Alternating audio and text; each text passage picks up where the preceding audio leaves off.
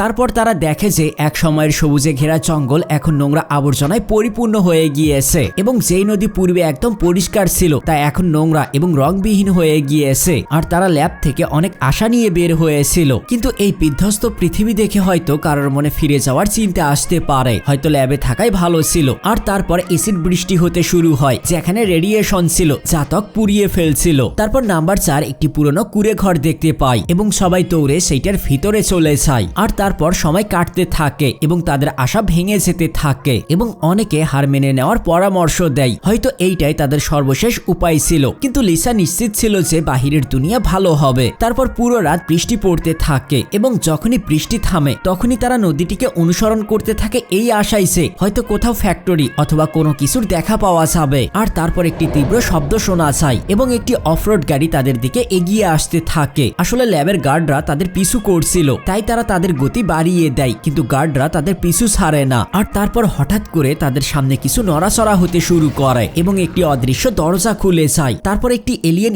Spaceship তাদের উপরে চলে আসে। বন্ধুরা, ভিডিওতে একটি লাইক করলে পার্ট 2 খুব দ্রুত চলে আসবে।